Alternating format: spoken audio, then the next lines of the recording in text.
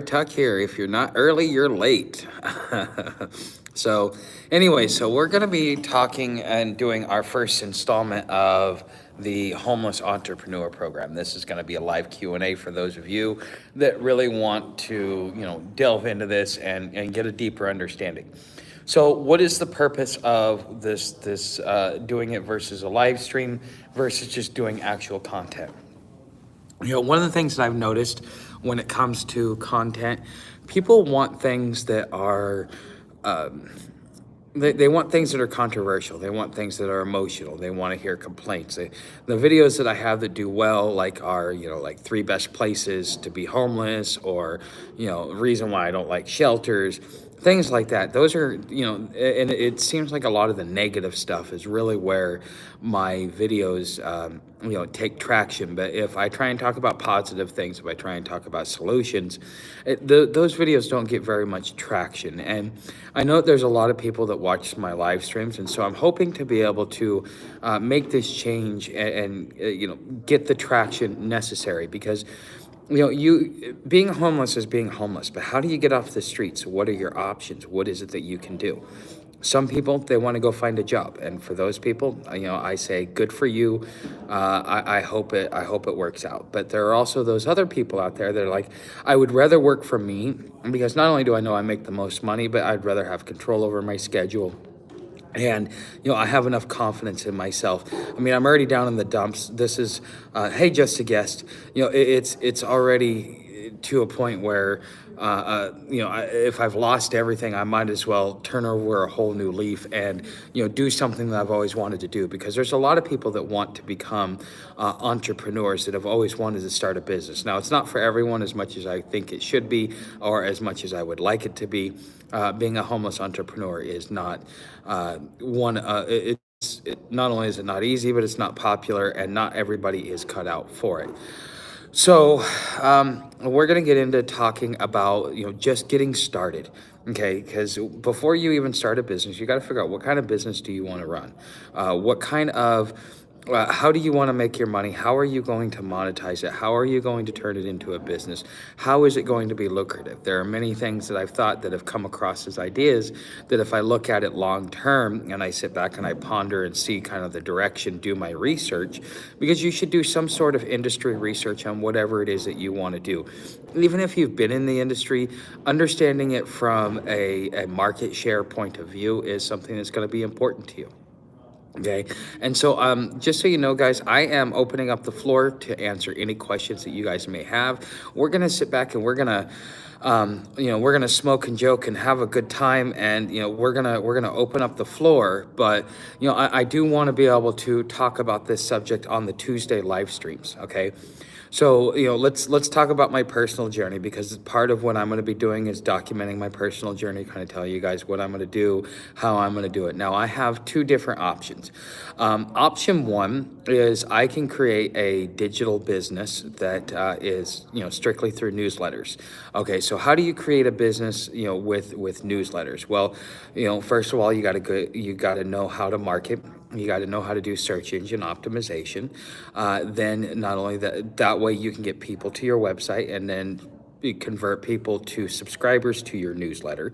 So for those of you that follow me, I invite you over to hobotuck.com and become a subscriber to my newsletter. So how do you monetize that newsletter? Well, if I send out a weekly newsletter, or I send out a 2 or 3 time a week, or a daily newsletter, I'm covering homeless issues, homeless topics, or whatever topics that I may want to do. So for something that I was considering on doing was doing a newsletter that talks about eateries and entertainment, the arts and the entertainment of Cincinnati, and to be able to get the locals on board, to be able to get them to subscribe to the newsletter so that they can get reviews of specific venues, and get because they may want to go check out this restaurant, but they want to see, they want an accredited review.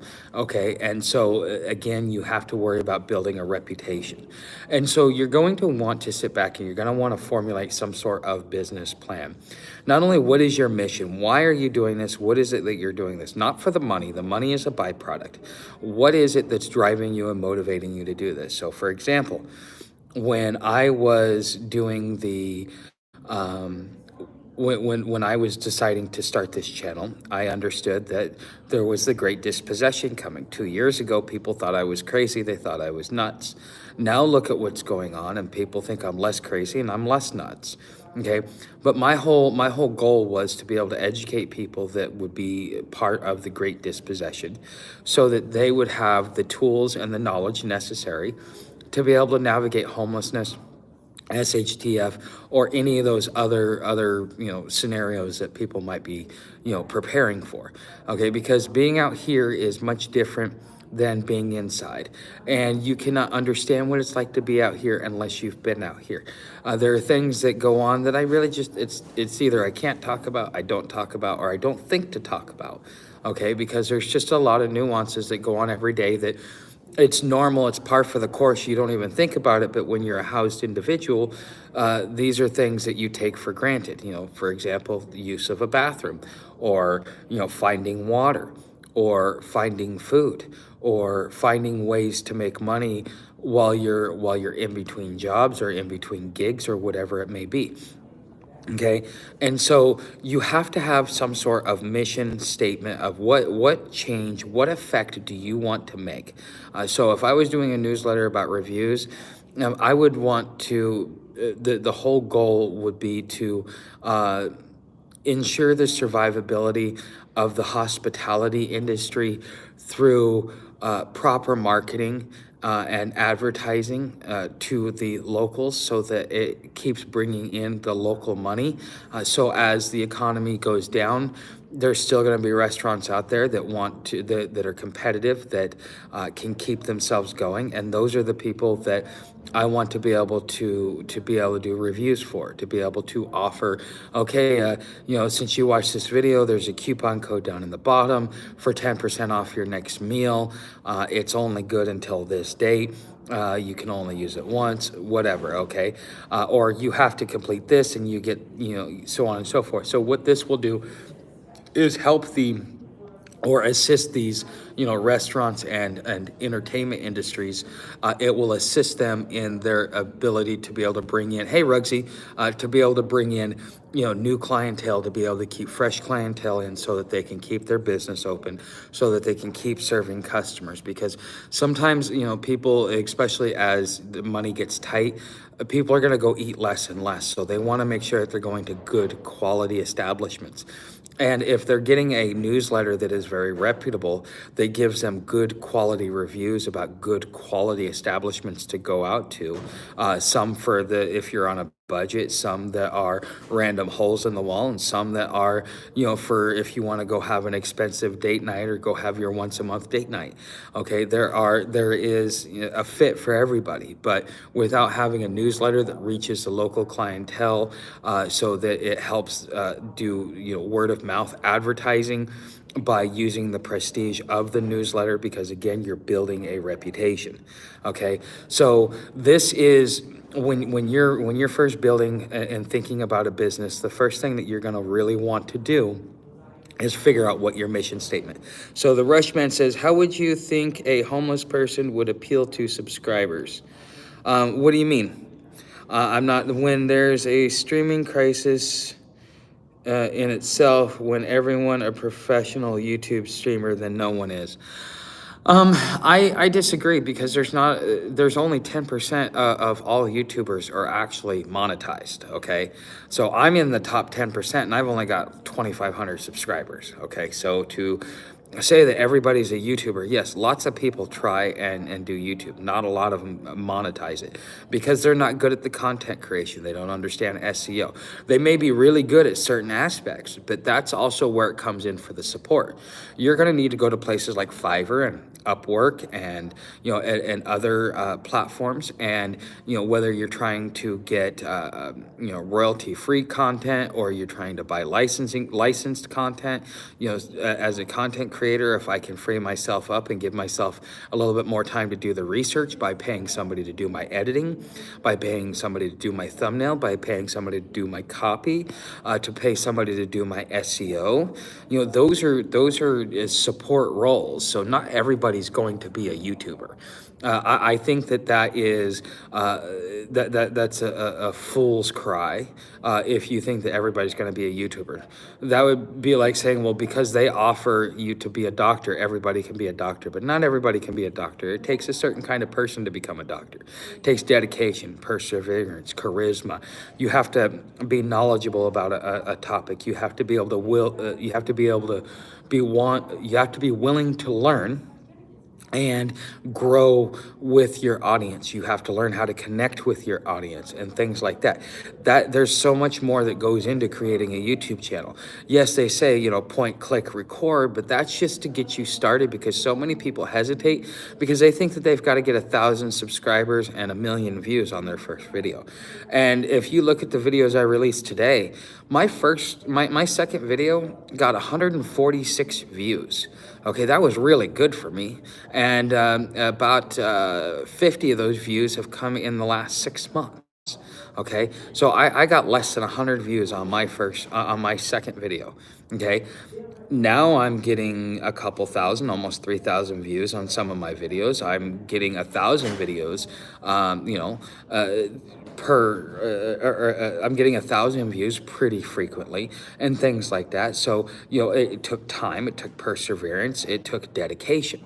Okay, so let's go back through here. So how would you think? Okay. Hi, Joe. Nice to see you. I would trust a homeless review than an Amazon review. Why, Rugsy?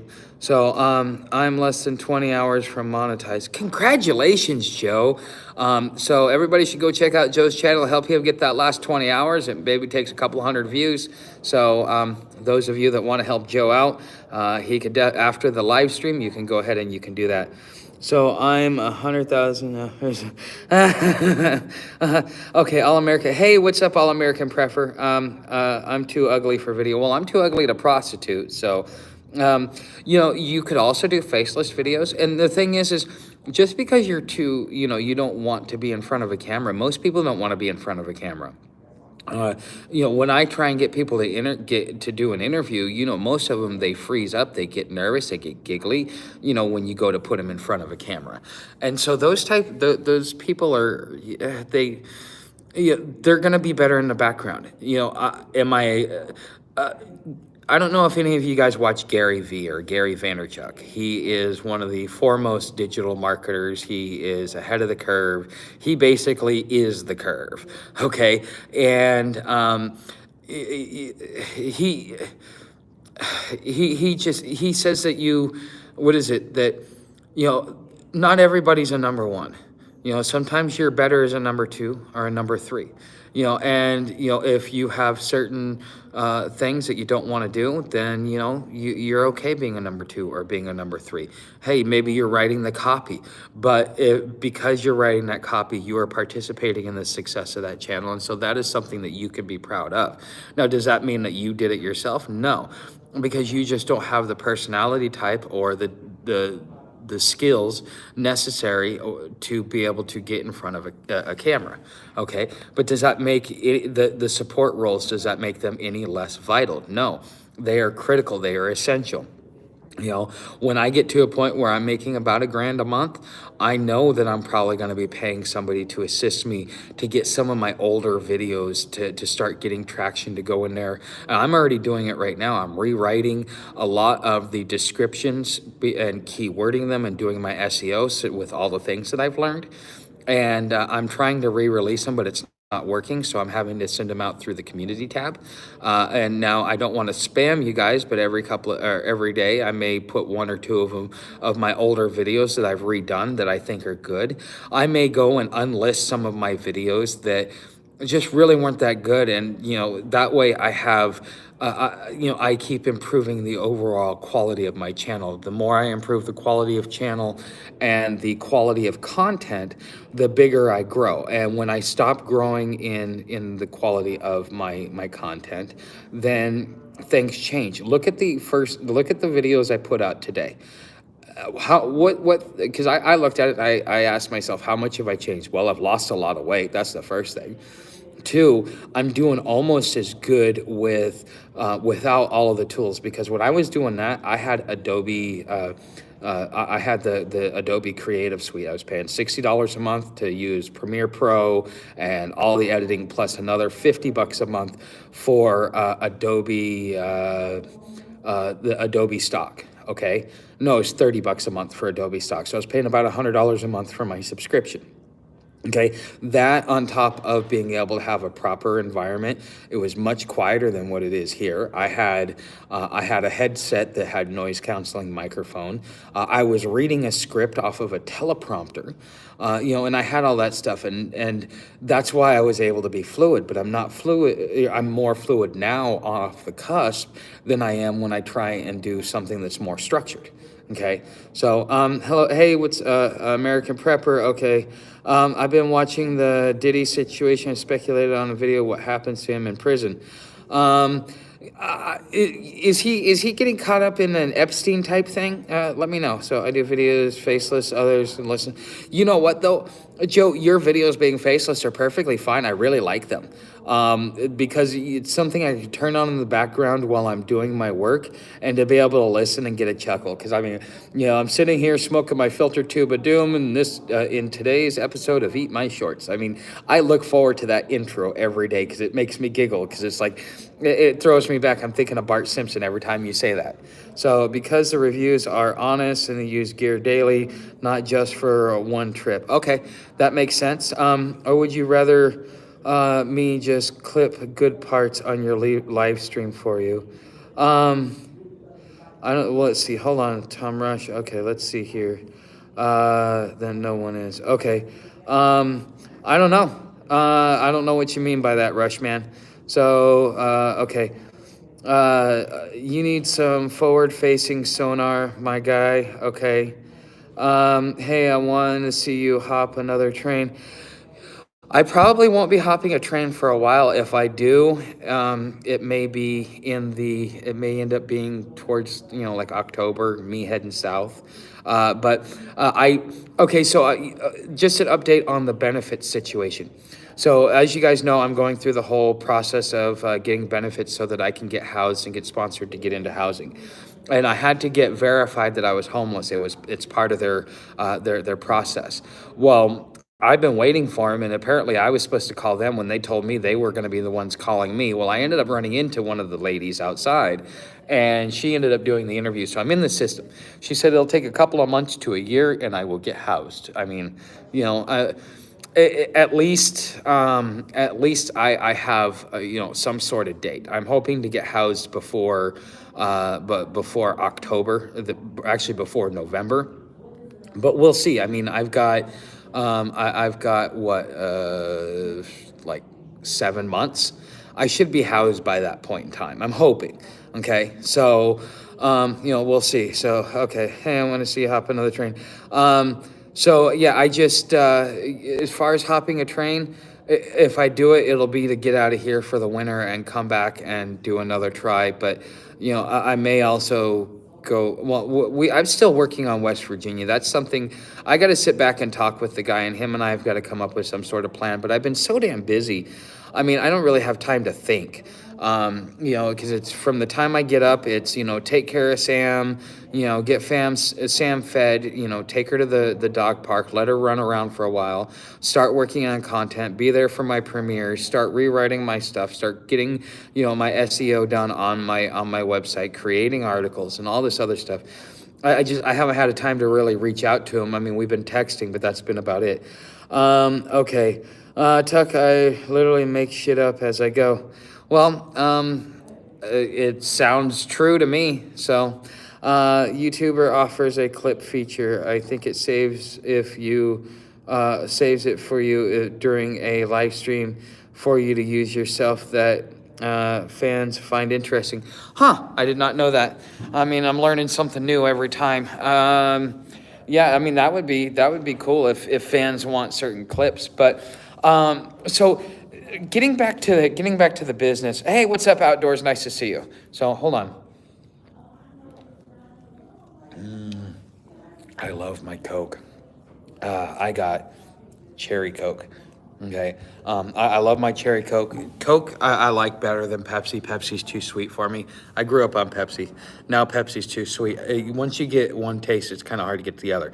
But so I've been looking at starting a business. Do I do the newsletter for the reviews, or do I really turn the Epoch of Friar Tuck into a full-fledged digital business, influencer type business? Use my ability to be an influencer to be able to get out and reach the masses, to be able to build a following, and so on and so forth. And the more I'm thinking about this, the more I'm thinking, why would I want to create a second thing that's going to take more time from me, that's going to be pushing me in a different direction, when I should be taking what it is that I've got that's working. Okay. And so that's something that I've been thinking about. So right now I am working with the library. So I've already recorded this week's behind the scenes. It will be out tomorrow at 6 a.m. If you are a subscriber over on Patreon for the behind the scenes, it's $5 a month. But I've been talking here with the library, and so they have a way to be able to submit a program proposal. And one of the proposals that I made for a program was to be able to teach people how to monetize the digital workplace. And so, and I'm going to even be talking with outreach and stuff like that, because here's the thing. Even though I'm here in the digital economy, even though I'm making money off of YouTube. Now, if I was making money and I was getting a W-2, I could get into any single work program I wanted to around here. But because I'm making it from YouTube and I'm not getting a W-2, I'm not getting taxes taken out, I'm not working in a brick and mortar, they will not allow me the ability to get into their work programs. Well, that's one thing that needs to be changed, not only to be able to help me, but to be able to help those that are participating in this program. Because and I was even talking with the outreach lady about this. It's like, okay, so we've got the digital economy, and with the pandemic and everything, that the economy has changed. And so people need to learn how to monetize the digital marketplace, whether to be a side hustle to make up for inflation, or to be able to make that their new job if they're getting laid off. Because right now lots of people are getting laid off from their job, and things like that. And I think that it would be something that would assist a lot of people. But one of the obstacles I will run into, especially if I want to be able to offer this as a free class to the homeless, is that these shelter programs won't let these people participate in it because they don't recognize the digital economy. So in order to get one done, I'm gonna have to change two things. And so that's something that I'm gonna have to definitely work on. But it is something that I can definitely work on. So I think, and I'm waiting until next week when I get paid. That's when I have to make my final decision. Am I going to go the newsletter with the reviews of like restaurants, or am I just going to do a full on influencer business with the Epoch of Friar Tuck? Really start pushing things out, start doing newsletters, start working on doing gear reviews and things like that. So instead, I could definitely go and order a piece of gear, send it back, order another piece of gear, send it back, do a few reviews, get some commission off of it, see if I like it. The stuff that I like, I will keep. The stuff that I just review just because I'm curious, I'll be able to do it. But then again, I really want to keep my credibility, because that was one thing that Paranoid Times was really trying to explain to me, why he doesn't do a lot of the sponsorships, is because he didn't want to lose his credibility. So again, I've kind of got to figure out ways to make this a full-on viable business. And it's going to take me some time, and I'm going to have to formulate a business plan. But I'm thinking that if and I'm most likely going to end up going the whole influencer side and just really blowing up not just the channel, but all of the different media arms. Because right now I'm on Reddit, I'm on Facebook, I'm on X, I am on LinkedIn, I am on I'm on all the social media platforms except for TikTok, and I don't like TikTok. Okay, and Instagram. I'm not on Instagram either. So I'm on almost all of the social media platforms, and that's kind of how I've been driving views, exposing people to the content and things like that. But instead of just worrying strictly about views, I think what I will do is start working on pushing people more towards the website so that they get my newsletter, so that I can talk about homeless issues in a written form, because some people like it written, some people like it video. And for those of you that have visited my blog, what do you think? Do you think having the video to complement the article works, or do you think that I should just do straight articles? Do you think I should do just videos with a brief description?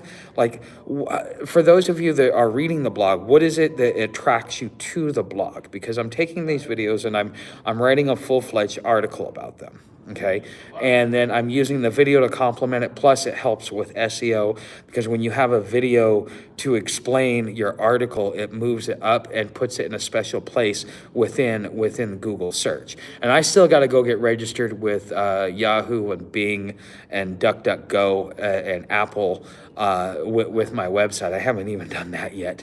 I need to get that done as well. So let's see here. Okay, so yo, bro, okay, travel blog, okay, but, is you want your channel to explode, start a OnlyFans for homeless. I'm not willing to get naked, Rugsy. And quite frankly, people will be paying me to put my clothes back on. I will probably get more trolls than anything. So, just a little, the title would cause clicks. Okay. Yes, starting an OnlyFans. You know what? There are some girls out here that do their OnlyFans, and they do it in their car. So he's on a good growth path. His fans are organic. Yes. Right now, people like to watch ordinary people doing ordinary things. Yes, I know, it's really weird. I want to watch somebody play a video game instead of playing the video game myself, because they're a professional. So, Kick streaming will pay per hour streamed. Did not know that. I'm really going to have to get it. Oh, thanks, Alfred. Very much appreciated. Be clear, sponsors send you gear that will not lie about their products and will give your opinion. Yes, but sometimes the gear they want you they don't want you to do a negative review. Okay, so you have to figure out a way to put a positive spin even on a piece of crap. That's the problem with sponsors and stuff like that. Well, with not with sponsors, but with like doing the affiliate stuff. Because like when you hit 5,000, you do affiliate stuff, so you get access to certain businesses, and then from there you get once you get 10,000, then you get a sponsor, which is going to give you a little bit of money for each video, and then you mention them in your video, kind of like how Popular Preparedness mentions whatever gold team he works with. Okay, so I don't even have a TikTok, but if I stumble across a video of you lip sync dancing to become an influencer, I'd die. If the time ever comes, I might do that. So, but it is what it is. Okay, but there's so many decisions that I have to make, and right now, everything it's like there's a big old soup. So when you're thinking about starting a business, one of the things that you should also consider is the environment. Okay, look at what's going on in Israel. The talking heads are already talking about how Israel is planning its response, and so on and so forth. And if you read my little blurb in the community tab, this is par for the course. The United States has never been there to be an offensive weapon or assist Israel in the offensive operations. So nobody should be getting mad at the United States or think that they're weak, because it's always been our policy. Okay. So, with that being said, what we've really got to worry about is the fact that Israel really wants to push this. So, apparently, right after the Iranian strike, they started pushing on, was it Lebanon and some other country. Okay. So, the Israel is trying to push this and is going to push this into a full-fledged war, and I really think that they're going to try and pull us in. And it's one of those moments, kind of like when Archduke Ferdinand, when he was assassinated, how it created this whole domino effect of everybody dividing themselves up and going to war because of their mutual protection pacts and their different alliances and stuff. And so those things are. Yeah, I think that that's kind of what Israel's trying to do, between that and what Zelensky is trying to do, because he's trying to, he has these delusions of grandeur that he's going to be some great general like Alexander the Great, and he thinks he's going to be that good, and I don't think he is. And in that arrogance and that delusion, he himself is trying to drag us into a war as well. Thank you, Jeremy. Much appreciated. So, and don't forget to put stuff in my tip jar as well. It'd be much appreciated. I mean, I love the super chats, but the tip jar works as well. Yeah. So, but anyways, going back to what I was saying is I think that the Israel is. I think that Israel and Ukraine are trying to push us into war, and that our elites want to go to war. Not sure if it's for attrition or if they're just so punch drunk with power that they want to, that they want to, I don't know, they're willing to sacrifice everything. Think of it like a madman who wants something so bad that that by the time he gets what he wants, the whole world has turned against him, even his own children, because they're so ashamed of what he did and the legacy he left. But in his quest for greatness, he destroyed everything. And I think that that's really the mentality and the come from for most of our elites. So with that happening, what's it going to be like to start a business? Because you're going to have supply chain issues. You're going to have issues with oil. You're going to have issues with do homeless political channel. It's the season, maybe. But the thing is people keep saying, well, you're homeless, you shouldn't talk about politics. But here's the thing. Being homeless, politics directly affect us. The politicians are making laws every day to come after us. I mean, look at what Kentucky has done. You'll get 90 days in jail if you get caught sleeping outside. What about Tennessee? If you get caught sleeping outside, it's a felony. And the thing is all these laws, they're being put in place, and they're waiting for the Boise v. Martin to be overturned, and it's being heard this month here in the Supreme Court. And the Supreme Court's going to issue its decision in June, and if that decision is to overturn what Bakersfield or overturn Boise, then being homeless just got so much more dangerous, and you're going to start seeing your jails fill up, not only with illegals and those that are coming across the border and criminals, but you're also now going to start putting all the homeless in jail as well. And then there will be certain regions that will be safer to be homeless. But then once the homeless start migrating in those different directions, then those places will no longer be safe. And so being homeless is going to be is just as dangerous as being a migrant nowadays. So for the world will be fine. The technology we possess greater than you can imagine. My family's business deals with a lot of higher society. The things I could say would make me, yeah. Oh, I'm. You may sound insane to most people, but I've gotten to know enough through reading and relationships that I've created to know that we have some of the wildest toys, things that we've had for 30 years, but until we actually need to make it public, it's always stayed in the in the background. Like we had, what was it, the one of the bombers that we use. The first stealth bomber we've had it since like the 60s, but we didn't find out about it until the late 80s, early 90s when we went into Iraq. Okay, so, but that was only out of necessity that we learned about it. So yeah, we have plenty of technology. But the thing is, it's not really about the technology, it's about the infrastructure. Because once wars happen, once supply chain goes down, once it starts getting kinetic, your infrastructure is going to be damaged. There's not going to be people there maintaining it. There's not going to be people, because you're going to have the way that things are going to probably end up popping out, because I'm seeing this. You have these groups of kids. They go and they show up in a random area, kind of like a flash mob, and then they have their fight. Kind of, I guess they did that in the 50s and 60s. But the thing is I think that you're going to have different groups, warring factions within cities.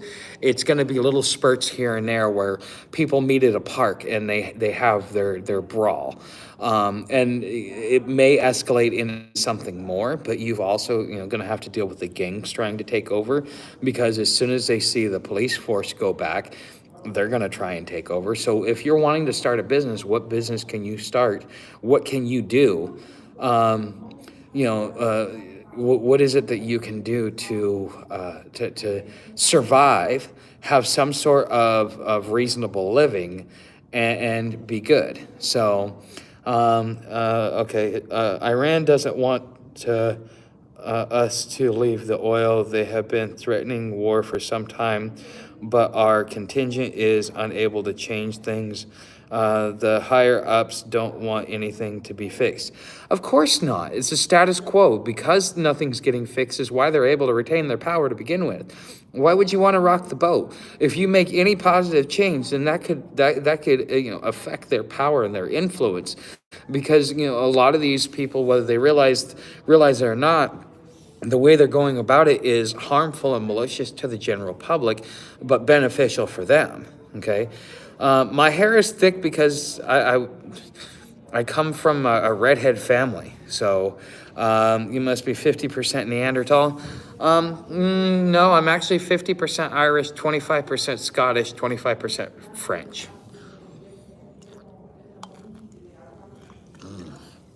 Okay, so you could do a video on how you think artificial general intelligence, the advanced robotics, and universal basic income in the future will drive the cost of things. So that's what Peter Joseph said in his, what is it, Project Venus.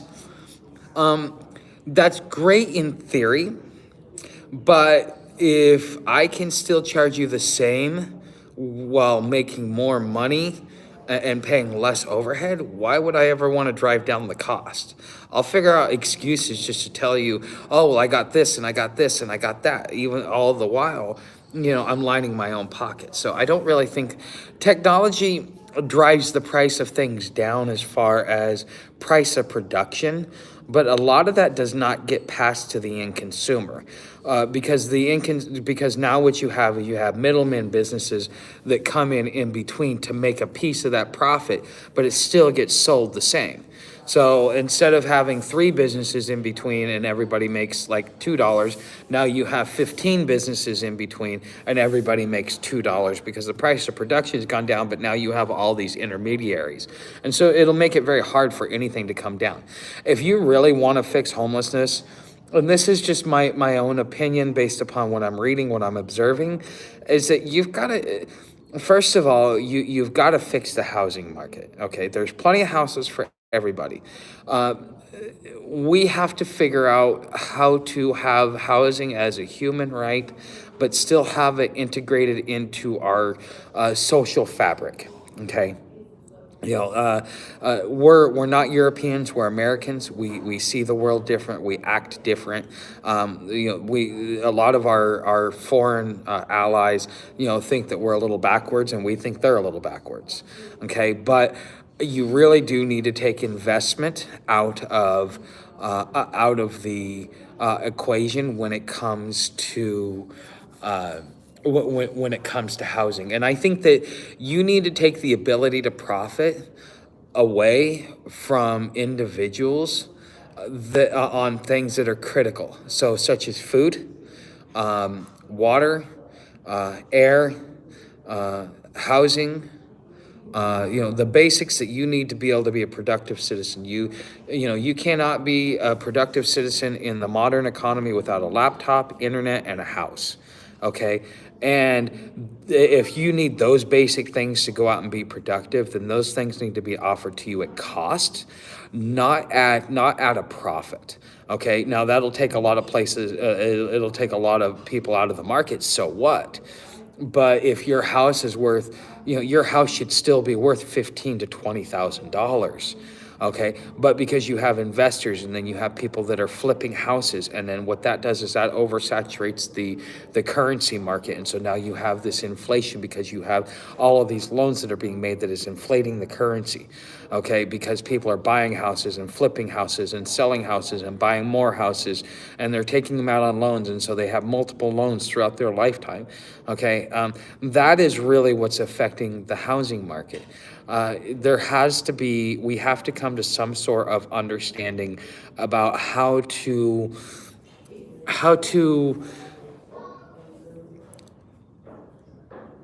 take the volatility out of housing, have it be a basic staple. For example, here's a great example. During the New Deal, part of what FDR did, but it has been undone over the years by the Republicans. Okay, I do not like Democrats, nor do I like Republicans. I think they're both corrupt and crooked. And I side with the libertarians, but I tend to be more of no party affiliate because I'm more of somebody that goes after an idea than after a party line. But one of the things that FDR did, and this was actually a really good thing, is he said this very same thing that I'm talking about, which is water is a natural resource. It belongs to the public. It belongs to the people. This is our resources, our land. We're allowing you to use it. We're allowing you to exploit it. So therefore, you owe us some form of compensation. That's why most of your water works became public utilities. Okay. And the thing is they cannot charge you for the water.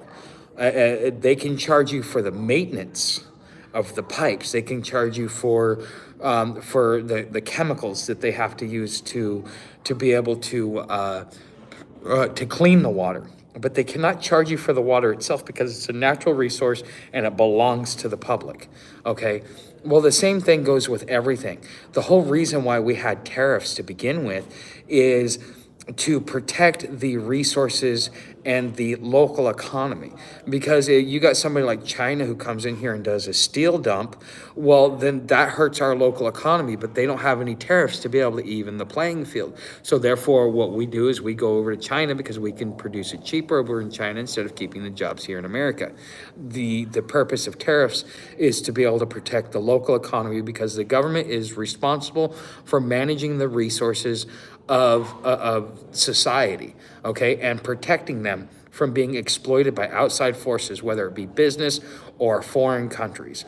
And when a government fails to do that, you get civil unrest. Okay, if you look at the history of Mao and how Mao actually, started the Communist Party in China in 1921, it was because the Chinese government did exactly that. Look at what our governments are doing. We have so many foreign owners of our land that we don't even own our land anymore because of all these different foreign investors.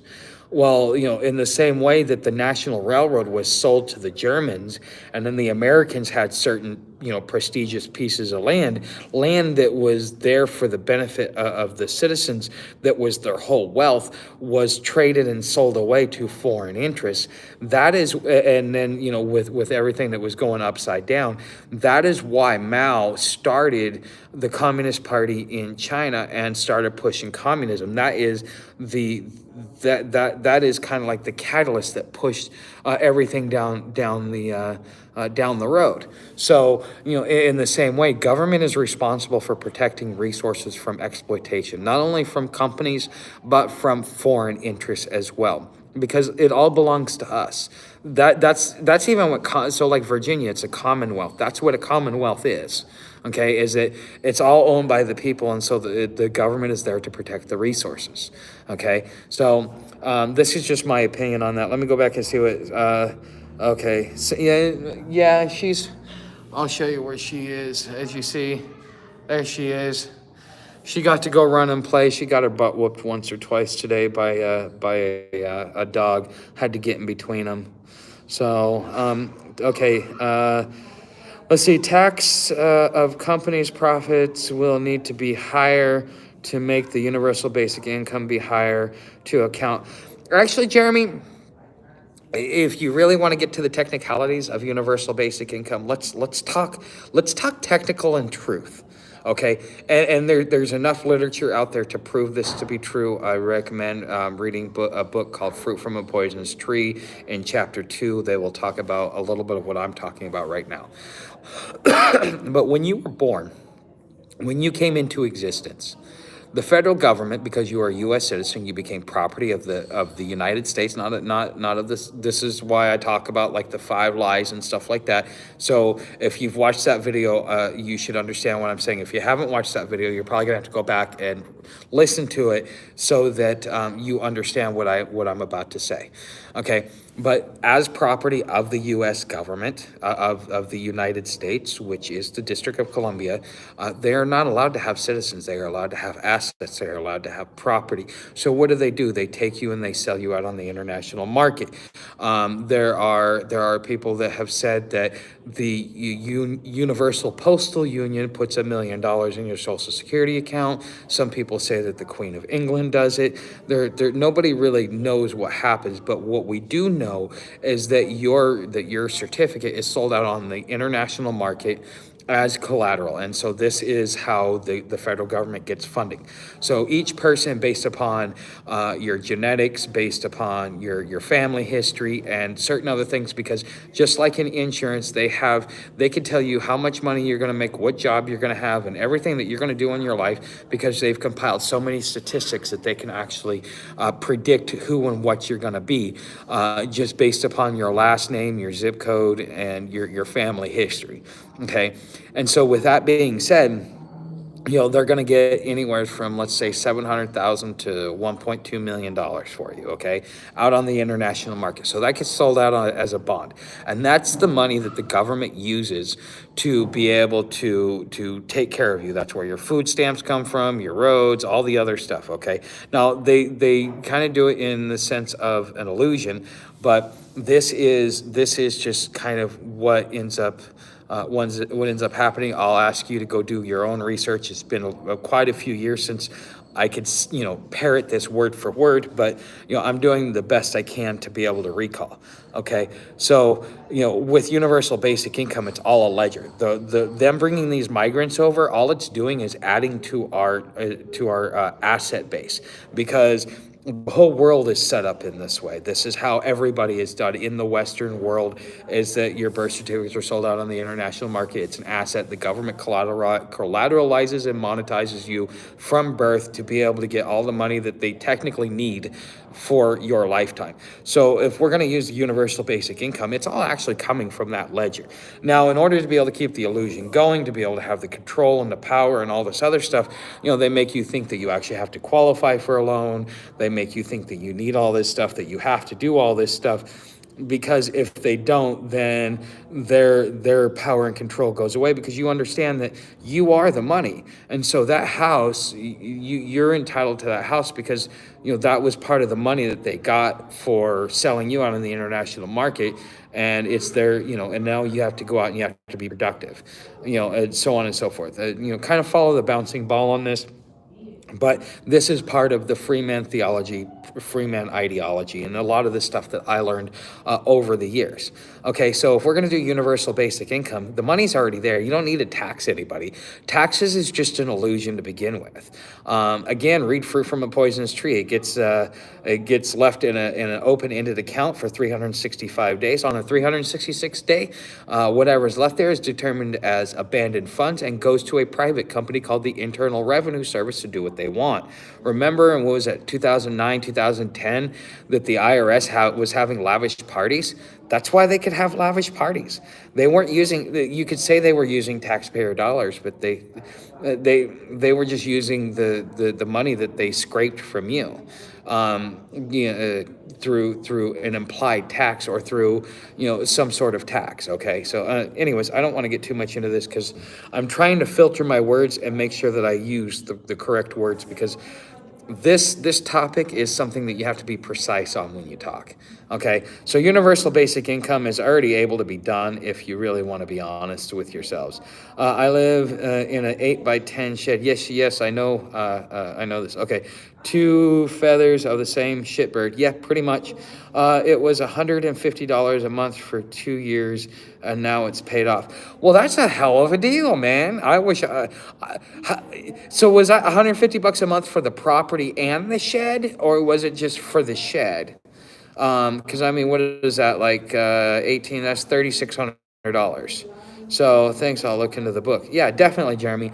It's an interesting book. I didn't like it except for chapter 2, but the guy goes on a complete rant about taxes, where your money goes. He talks about a trust out of Puerto Rico. I think it's trust like number 42, 45, or 47, and that's what the whole IRS is, and it's a foreign corporation. Okay, guys, so it's getting to be about 7 o'clock. Do you guys have any questions? I mean, we've been going for almost an hour. You guys have been keeping me going. And I've been trying to, stay on topic as well. Oh, just a shed. So, like, do you stay on somebody else's property, or is it your property? Like, and like, what things did you have to? You should probably create a video on this, because a lot of people want to know this, because there was a way people were trying to turn sheds into tiny homes, but the inspectors or the city permits department was giving them flack for it. So if you know how to do it and get around all that stuff, you should make a video on that, because people don't know, and it will be very beneficial, especially if you want to turn your land, like you got a bunch of family that needs a place to stay. You could put up a bunch of sheds for them, you know what I mean? So, but anyways, guys, I want to say thank you for being on the channel. Don't forget to share the video. I hope you guys have learned some stuff, kind of, talked about starting a business, getting a business plan together. So what I will be talking about next week is getting a business plan together.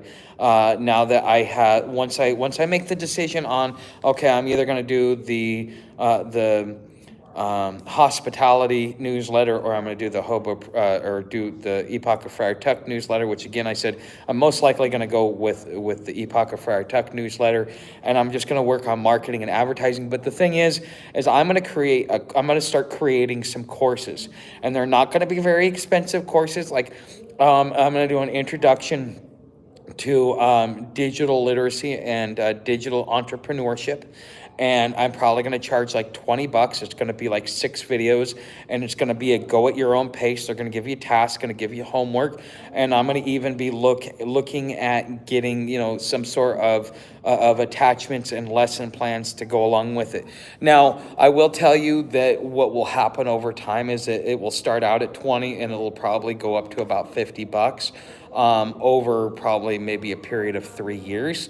And most of that will be because as I improve, because I have more revenue, I could put more, I can hire out some of my production shortcomings, let's say editing or writing copy or whatever it may be. And so I will start to hire out, and I will reproduce those same videos and improve the quality. And every time I improve the quality, what I will end up doing is raising the price a little bit more, to meet the quality. And the reason why I do this is because before I started my janitorial business, I was starting, I thought, you know what, I should start landscaping. And so I put an ad up on Craigslist, and I said, I'm going to do like 10 bucks an hour. Well, come to find out, I go to work for this guy, and he used to be a worker for the state of Oregon. He used to do something like with inspections or something like that. He was a county worker, right? And he says, hey, look, $10 an hour, people look at you and go, that's not really, I don't think, if I'm getting my money's worth, $10 an hour tells me that this guy may not be very good. But everybody expects like $15 an hour, and so everybody's comfortable with paying you $15 an hour. But if you charge $20 an hour, then people are going to expect you to be on your A game and to be able to have it super shiny. And this is also how I did my pricing in my janitorial business. So I contracted out to do 10 an hour, but by the time I was done, he was paying me 15 an hour. And I was charging 15 to 20 an hour, when I was, going along, doing some of the side jobs that I was doing. And so using that same philosophy is what I'm going to end up doing to, as far as some of these courses. So I just, the thing is like I said, I don't seem to get a lot of traction when I talk about, being a homeless entrepreneur. But if you get caught in this situation, or you think you're going to get caught in this situation, you should have a foundation like this set up so that you don't have to beg, so that you can sit back and go, okay, I may not be able to pay my rent, but at least I got a little bit of money coming in and I can restart and I've already got focus. Or, you can transition away from your actual 9 to 5 job, because the thing is, the 9 to 5 jobs are going to go away. And so if you don't have a backup plan, so when that goes away and you get your pink slip, and you're like, cool, now I can go back, go do what I'm doing full time. Or you are doing so well that you're able to give your job the pink slip before they give you the pink slip. That's important. And that's part of what the economy of the future is it's going to be, freelancers, subcontractors, and self-employed. Okay. And you're going to have different variations of that, but the average worker, in order to be able to maintain in the economy of the future, to be able to be productive, put a roof over your head, and to be, a good citizen, you're gonna have to get into the digital economy, whether it be in support roles as creators, or as in some form or fashion. The jobs of the future that are going to pay anything that's worthwhile is going to be in the digital economy, because it has little to no overhead. It requires education. It requires that you can learn anything you need to online about how to be able to operate online. So the cost of education really isn't there, and so therefore you can, if you're willing to invest time, you can make plenty of money, and that money could be life-changing. Okay. But you just have to be willing to take the risk and understand that the standard 9 to 5 job is on its way out, and it will be on its way out quicker than you know. So it's better to start transitioning now. This is why those that watch like Economic Ninja, he talks about starting a side hustle. I'm talking about the same things, just in a different way. I'm talking about doing it digitally versus doing things, in the traditional, brick and mortar sort of way. Okay, illusions of the reluctant Messiah. Okay. Good luck and God bless. Also look into America, Buddha, and his mantras. Figu with Billy Meyer just put out a book. It's something about the Buddhist deception or something like that. Next door may help. Also, yes, next door. Okay. Just say handyman for sale, $10 an hour. We'll clean gutters, etc. Yeah.